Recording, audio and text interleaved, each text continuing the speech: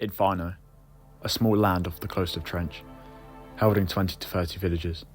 This is where the heavily guarded Auto Stone was kept, a stone believed to hold the power of the supernatural, but it was stolen by an individual we now call Malvado.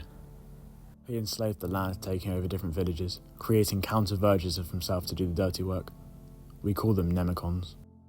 When raiding villages and killing, they pick individuals to make weapons, be enslaved, or fight.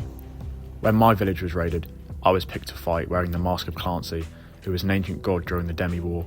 A symbol of hope is now a symbol of evil, a symbol of Malvado and his evil ways. I was highly praised by Malvado, but his crimes were too unspeakable. I refused to commit, and then I was later imprisoned. For imprisonment, I had to work, and through working, I met Jax. We bonded after having the same beliefs. We both wanted change. So later in the night, we executed a plan to leave through the underground channels. And we did. But it was all too easy.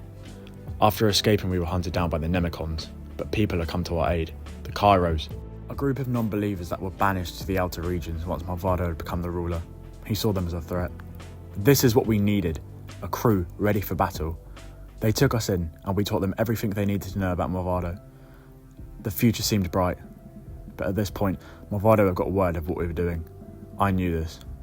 So that night I voluntarily returned home, hoping that it would draw attention away from Jax and the Kairos.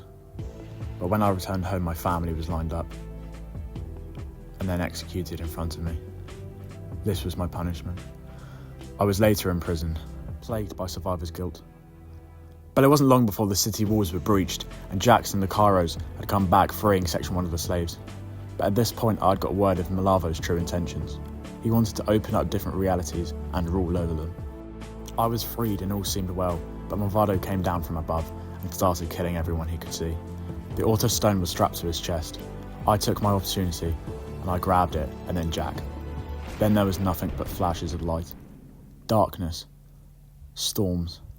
I landed on the ground, in a parallel world. One much similar to ours, but in the future. We adapted, but Malvado had followed us through the void and pulled us back in, leaving Jax for dead and torturing me endlessly. Visions of life and death, the future, the past. Malvado wanted me to suffer more than ever, and it was now clear why. I had the power to open up realities and rule over different dimensions, a power that he had wanted.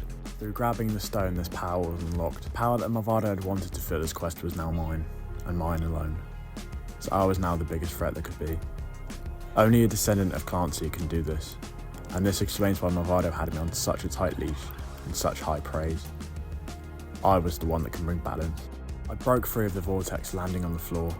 Jax was there, but I couldn't tell what was real, and I snapped, unlocking a power that I didn't know I had.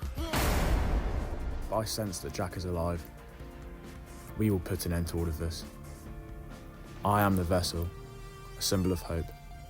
My name is Bio, a descendant of Clancy. I will fight Malvado, and I will win. We will win.